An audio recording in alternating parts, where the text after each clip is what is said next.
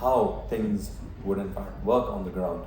Of course, the Prime Minister of India has a dream for a 5 trillion economy, and we have been talking about India's economy being resilient. He's also spoken about how it is a bright, especially when there are challenges across the world.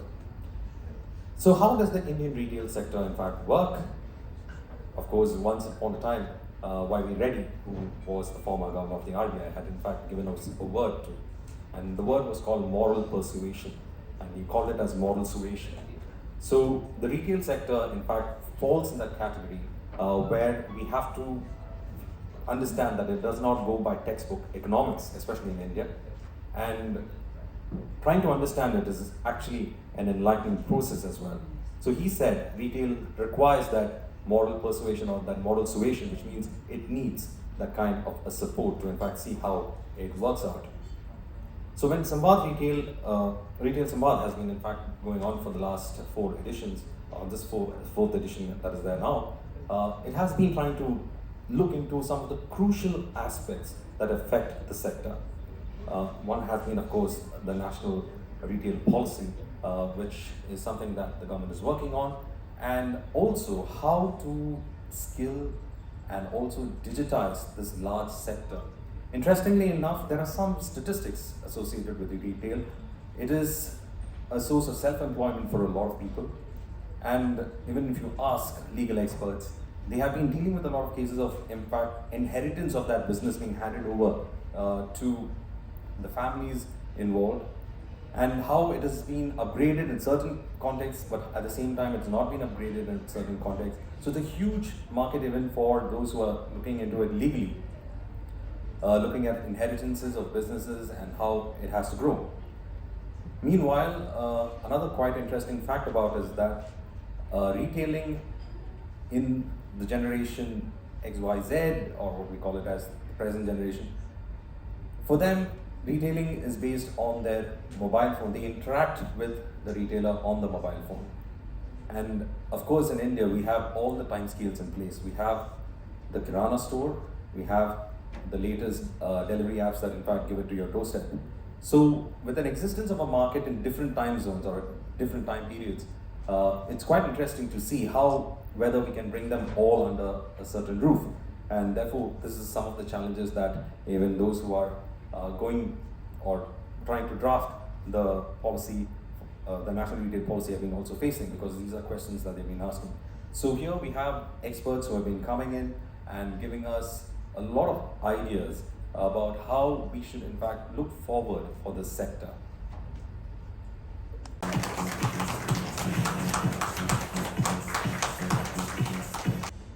नमस्कार। जिस तरीके से हमने सोचा, अभी मैं secretary sir को बता रहा था कि संवाद कितना जरूरी है।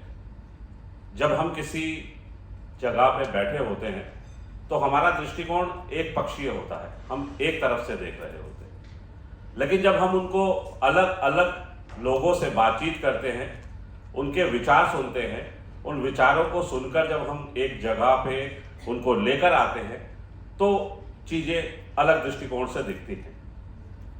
जब हमने इस संवाद को शुरू किया तो हमने 3 चीज़ों को फोकस किया। हमने सोचा कि भारत के अंदर में क्या अपॉर्चुनिटीज़ हैं। दूसरा, हमने सोचा कि ऑब्स्टेकल्स क्या हैं।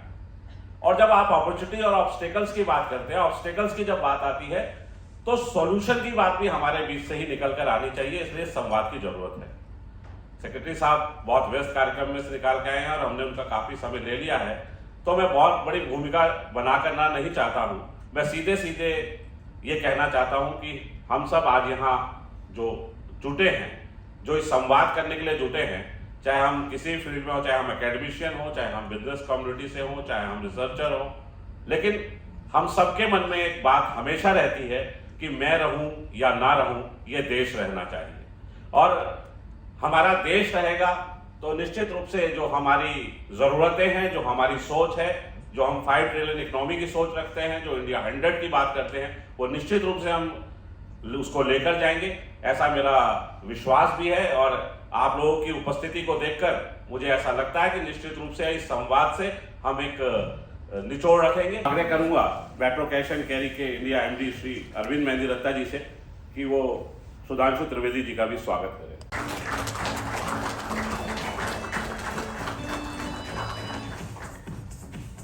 इसमें हम सभी स्टेक होल्डर्स को इसके अंदर आमंत्रित करते हैं और हमारे 4 सेशन रहते हैं जिसमें रिटेल और स्किलिंग कैसे हो सकती है, स्किलिंग के गैप को करके हम किस तरीके से अचीव कर सकते हैं, फाइनेंस के सेक्टर में फिनटेक्स को हम आमंत्रित करते हैं कि किस तरीके की चुनौतियों का वो सामना कर रहे हैं, किस तरीके के सॉल्यूशंस की आवश्यकता है।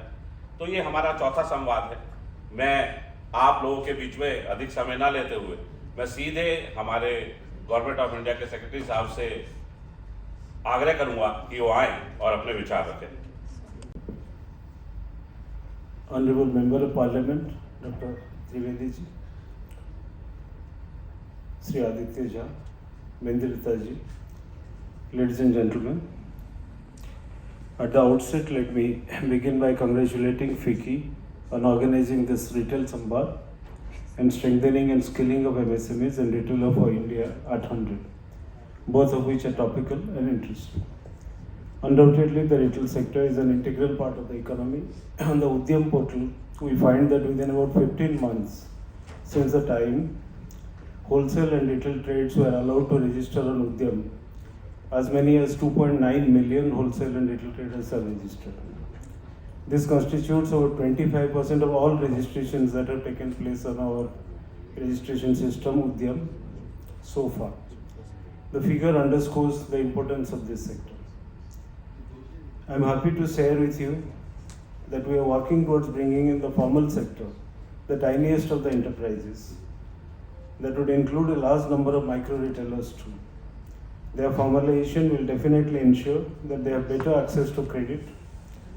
The project we are currently working on with SIDBI aims at formalization of these enterprises, and through formalization our objective is to bridge the credit gap.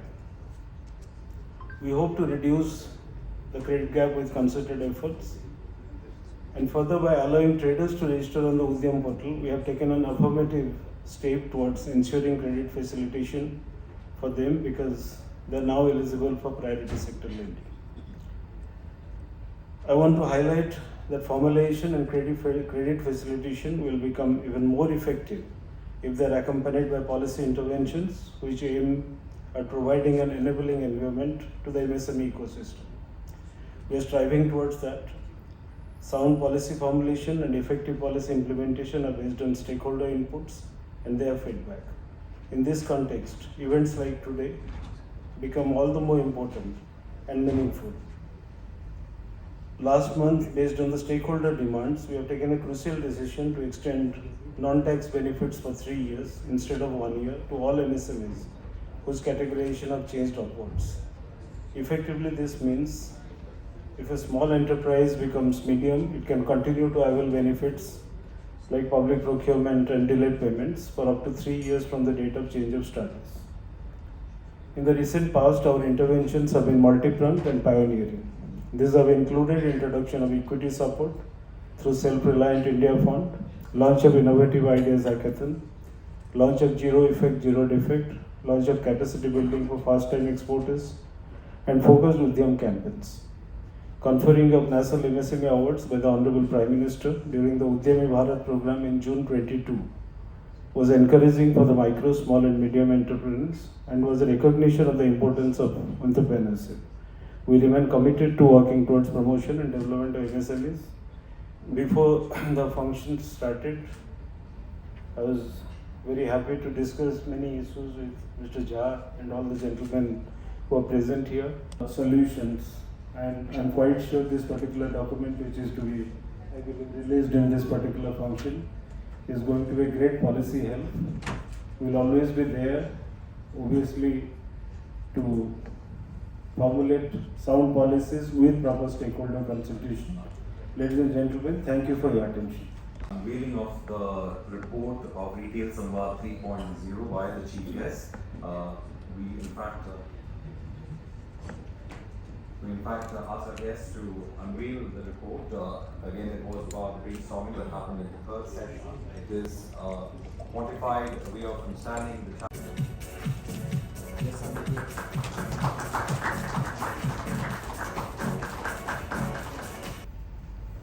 मंच पर विराजमान अरविंद मेदिरत्ता जी, Aditya Jha ji, and all respected dignitaries present in this hall. We are here for Retail Samvad. All of you are well versed with the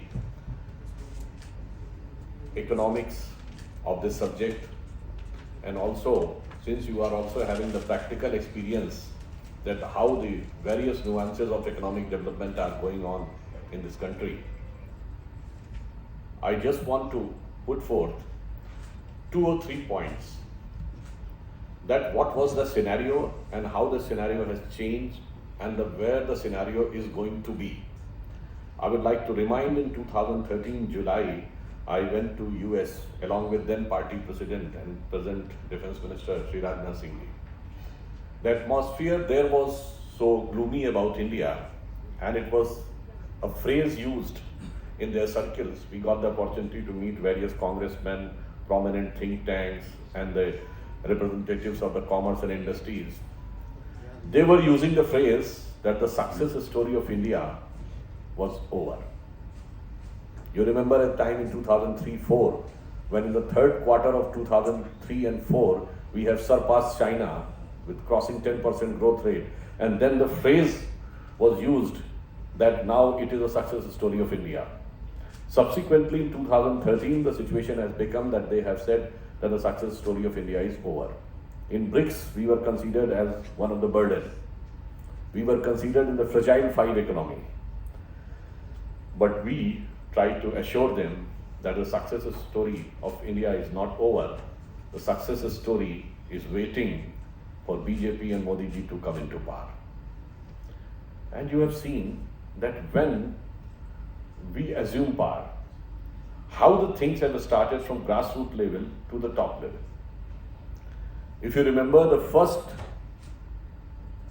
speech of Prime Minister on 15th of August 2014, he has emphasized on Jan Dhan account, which has become the biggest financial inclusion in the world, with 46 crore people were included in the banking system. At the time, the establishment of the country was saying that this is an impossible task which can be undertaken even in a tenure of 5 years of a government. But first we have included everybody into the system. Then the direct benefit transfer started. So what happened that at one point of time when it was considered that if 1 rupee goes from here, only 15 or 16 paisa reaches there, now the 100% was reaching and directly to the beneficiary. Because since you all people are more related to the retail sector, so if the money will not be in the hands of common people, then the retail sector is not going to boom that much as it was expected. After that, an Skill India program was undertaken. After that, if you look at the poorest of the poor, then the Ujjwala Yojana, then the Mudra Yojana scheme. What happened? Everybody was having a mindset that I want to have a job. Like I remember when we were a student, and I am talking about early 90s, at the time the mindset was job means government job.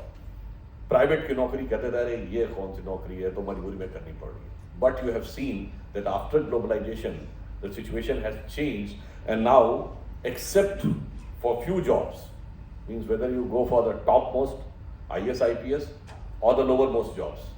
Other than this, the private sector is having much more better job opportunities, much more better package and growth opportunities for any individual. Now, the second stage mindset is to be changed, that everybody should not become a job seeker. Even if he or she has one of the very elementary level of economic strata. So that's why this Mudra Yojana was undertaken. If 34 crore people have taken loan, small loans in Mudra Yojana, whether people say they have, most of them has taken around 50,000 or so on an average, some have taken. But if you consider just half, and even if you become very conservative, say just 1/3 have created one single job, it means some 12 crores job have been created. That's how the situation has started transforming at the grassroots level. Now come at the medium level. In MSME, you all are well aware that the first thing that the government has taken, that they have changed the definition of the MSME. Now small, medium and micro is having the turnover of 10, 50 and 250 CR. So that even if the country is going and somebody has achieved a threshold, that company should not be out of the ambit of the MSME. And not only this, we have also made a decision that previously what happened कि किसी MSME sector ने चीज को मेहनत करके वहां तक पहुंचाया, suddenly the global players have come in and they cannot compete. So the government has made a rule that till it is up to 200 crores, there is no need of any global tender. Global tenders will only be above 200 crores. So that our micro, small and medium entrepreneurs, if they have achieved something, they should be allowed to get the result of that also. It should not be कि उन्होंने पूरा किया और फिर बाहर से आ गए. Then you come at the higher level. I just want to give an example. If you have you ever thought that India was capable of sending the Mangalyaan and Chandrayaan, but not capable of making, forget about the fighter plane, even a civilian plane. India was capable of making intermediate, even long-range ballistic missiles, but not capable of making assault rifle. Does this thing sounds logical? So, I'm not going into the political aspect of that why it was not done. But one thing was very clear, that we were having capability, but we were not interested in doing so. So, at the top level, government has taken a stand that we will make India self-reliant in defense production. And this is one of the biggest achievement of this government. Now the assault rifles are being made. For the first time, the intermediate range ballistic missile BrahMos is being exported, and Philippines has become the first country which has ordered an export for the BrahMos missile of India. And after that, if you remember, technological capabilities के बारे में 2019 का election था, in the month of April, एक message आया था कि 12 बजे प्राइम मिनिस्टर राष्ट्र के नाम संदेश देने जा रहे हैं.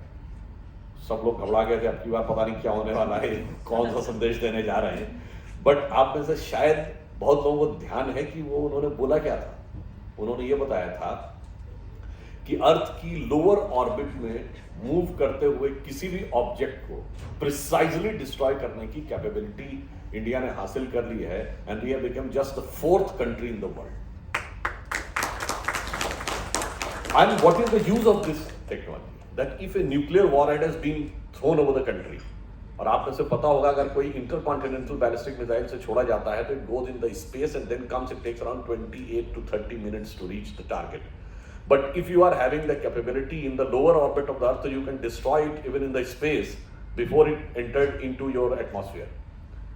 अब ये capability, just I want to give an example कि how the technological capabilities have been built up.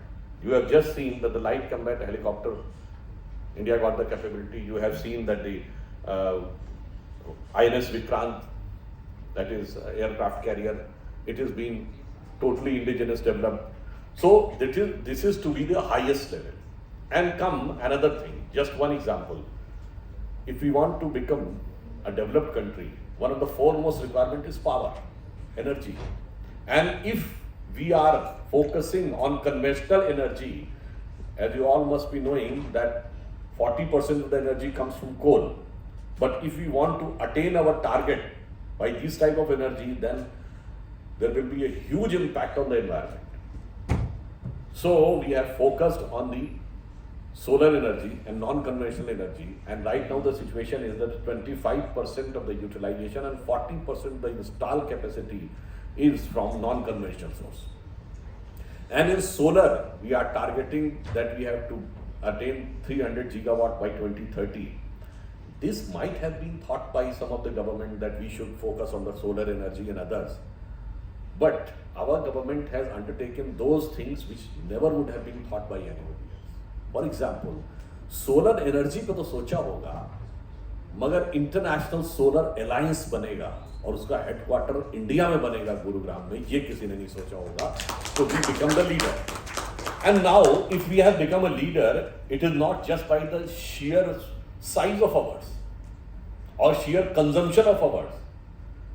हम जो सोलर एनर्जी के सोर्स बनेंगे, उसके लिए अगर आप ध्यान दें तो अभी गुजरात में प्राइम मिनिस्टर ने जो मोढरा विलेज को इनॉग्रेट किया है, तो उस विलेज में तो सब कुछ सोलर एनर्जी से होगा ही. Most of the households are having solar panels, और वहीं पर सूर्य का मंदिर भी होगा.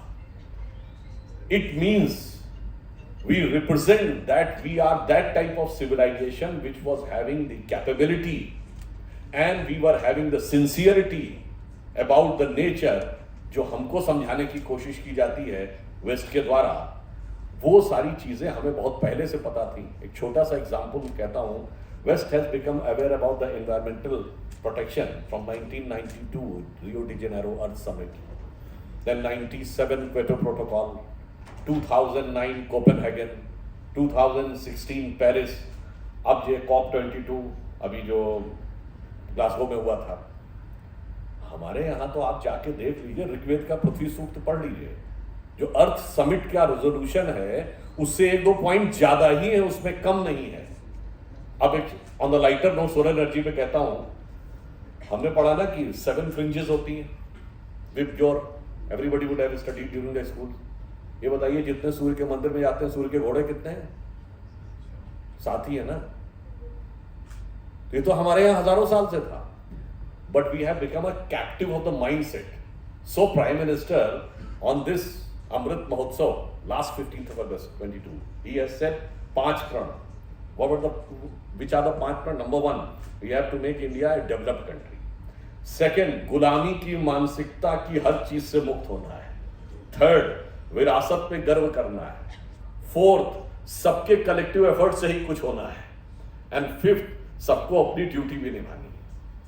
अब अगर आप देखें, मैंने जस्ट आपको एक एनर्जी के कॉन्टेक्स्ट में बताया कि हमारे माइंड में क्या रहता था. अब अगर आप उस ढंग से आए तो रिटेल सेक्टर में अगर ग्रोथ नहीं होगी तो कंट्री की ग्रोथ कभी भी वो पेस नहीं पकड़ सकती. According to the various estimates from the American think tanks to British think tanks, it is expected कि हमारी 2030-32 तक जो रिटेल कंजम्पशन है वो 1.8 से लेकर $2 ट्रिलियन तक बढ़ सकता है. उसके लिए ईज ऑफ डूइंग बिजनेस में क्या काम करना है, वो गवर्नमेंट ने कई ऐसे स्टेप्स उठाए हैं so that the things may become smooth. Even if you remember, जहां तक मैंने पढ़ा था कि शायद अमेजन वर्ल्ड का अपना सबसे बड़ा ऑफिस खोलने जा रहा है हैदराबाद में. तो आप ये समझ सकते हैं कि इंडिया का रिटेल सेक्टर में, ऑन दी कॉन्ट्रेरी आप दूसरी चीज देखिए, सबसे बड़ी रिटेल की कंपनी कौन? अलीबाबा. अब जो लोग चाइनीज सक्सेस स्टोरी की बात कहते हैं, जैक मा ला रहा था दुनिया का सबसे बड़ा आईपीओ 28 पॉइंट कितने बिलियन डॉलर का था, और सडनली वो गायब हो गया. अब मैं एक और बात भी कहता हूं. अब आप देखिए, अभी वहां पर उनकी पार्टी के प्लेनरी सेशन में फॉर्मर प्रेसिडेंट को हाथ पकड़ के बाहर ले जाया जा रहा है. उस क्लिपिंग के अलावा कोई दूसरी क्लिपिंग है? नहीं है. Still press freedom of press index में चाइना हमसे 30 पॉइंट ऊपर है. How logical it is. मतलब जहां पर वुहान में 3000 लोगों की डेथ हुई, जो कि दिसंबर 2019 में with the beginning of the Covid, आज तक उसके बाद कोई मरा ही नहीं. इतनी बेहतरीन प्रेस की फ्रीडम है, और उसके बाद आके ये कहा जाता है कि साहब उस फ्रीडम इंडेक्स में वो हमसे ऊपर है. दूसरा, जैसे हंगर इंडेक्स की बात आती है, तो हमारे जस्ट नीचे कौन है? अगर आप उस हंगर इंडेक्स में देखा, अफगानिस्तान. वो बांग्लादेश और श्रीलंका, जिनको हमने फ्री में फूड ग्रेन्स दिए in the hour of crisis, जो श्रीलंका जहां पर कि खाने के लिए रॉयट्स जैसा माहौल है, वो हमसे ऊपर है. अद्भुत होता है ना एनालिसिस इन लोगों का. इसीलिए आप ये समझिए कि बहुत सारी चीजों में आप उस कैप्टिव माइंडसेट से बाहर आइए जो वो लोग प्रोजेक्ट करने की कोशिश करते हैं. और आपको पता है उनका सैंपल सर्वे क्या था? 3000 for a country of 130 crore. यानी अगर हमारी जितनी स्टेट्स एंड यूनियन टेरिटरीज हैं उसमें से अगर 100 भी लेते सैंपल तो वो उससे ऊपर होना चाहिए था। क्या वो मैं नहीं कहना चाहता। I just want to give this example that India is all set on a very glorious path ahead. We are having all the capabilities. After this COVID, post-COVID era, after this impact of Russia-Ukraine war, India is the only country which is sustaining and marching ahead with much better situation. आप लोग पढ़ते होंगे, देखिए इस समय Europe में कितनी महंगाई, कितनी बेरोजगारी है। Even last year, the IMF and the Bloomberg TV has given a report that the possibilities that which economy can go in the recession. तो अमेरिका में था 15 to 20%, चाइना का 15 to 20%, जापान का 20 to 25%, यूरोप का 25 to 30%, Korea का 30% chance कि वो recession में जा सकते हैं, और उसने कहा इंडिया का 0% chance. This is the robust situation. And lastly, I would like to say that you might have heard in the newspapers that in a decade, India will overcome China in terms of population. But I remember a program in the Discovery Channel around 10 years back. It said that by the mid of the century, India will take over China in terms of population, and if the economic policies remain in the right direction, it may become a bigger economy, not only bigger than China, maybe equal to US. So the phrase which he used, that if the things go in right direction in India, by the mid of this century, India will be the biggest and the richest nation on earth, ये important नहीं था। उसने आगे बोला the place at which it remained most of the time in the history. ये situation ज़्यादा important था, और just for the sake of your knowledge मैं बताना चाहता हूँ, आप लोगों ने कभी ध्यान दिया कि पब्लिक इश्यूज जब इशू किए जाते हैं, आज सारी कंपनीज पब्लिक इशू देती हैं, ये कॉन्सेप्ट तब आता है कोई भी कंपनी में आदमी पैसा कब लगाता है, जब उसे कॉन्फिडेंस होता है कि ये कंपनी प्रॉफिट करेगी। Which was the first company who has successfully got the public issues in the entire history of the world. 1600 something 80 में, you know what the name of the company? It was Dutch east India company. India में ही confidence था। And which was a company which had the biggest share at any point of time of the global trade. It was British East India Company. During their peak, they were controlling 50% of the global trade. और ये तो ज़्यादा पुरानी बात नहीं, 150-200 साल पुरानी बात है। इसलिए हम आपसे कह रहे हैं, और मैं एक और भी बात मैं पहले भी बोल चुका हूँ, 1840 के आसपास जब अमेरिका के ईस्ट कोस्ट से वेस्ट कोस्ट तक एक रोड बनाई जा रही थी, तो उस पर क्वेश्चन हुआ कि इतने डॉलर्स इस पे खर्च हो रहे हैं, what is the need? And the response was given in the US Congress कि इंडिया से ट्रेड करने का जो ईस्टर्न रूट है उस पर ब्रिटेन का कब्जा है, अटलांटिक वाले रूट से, तो हमको वेस्ट से ही करना पड़ेगा, और अगर हमें वेस्ट कोस्ट के ऊपर वो सामान उतरेगा तो एक पैसेज चाहिए उसको ईस्ट कोस्ट तक लाने को। तो अगर आप में से कोई जाकर सर्च भी कर लेगा तो you know what was the name of that passage? Passage to India. Just 1840 in the United States. तो इसलिए जो उसमें कहा गया, place at which it remain most of the time in the history, ये कोई हवाई बात नहीं है।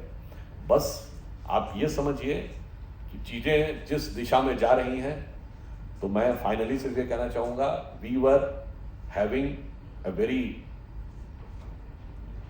glorious past, we are having a promising future, बस जो प्रेजेंट है उसको हमें सही दिशा में संभाल के रखना है, और हमें वर्ल्ड की इकोनॉमिक पावर भी बनना है, इंटेलेक्चुअल पावर भी बनना है। मतलब लक्ष्मी जी की भी कृपा चाहिए और सरस्वती जी की भी कृपा चाहिए, और लक्ष्मी जी भी कमल पे विराजती हैं और सरस्वती जी भी कमल पे विराजती हैं। तो finally I would like to say कि गौरवशाली था भूत, भविष्यत भी महान है, अगर संभाले आप उसे जो वर्तमान है। धन्यवाद।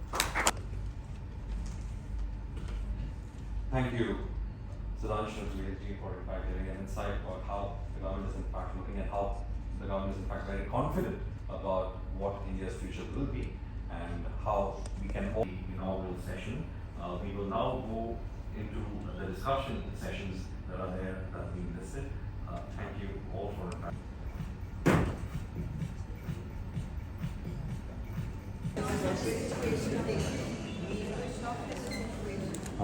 Sir, closer please. And wait please.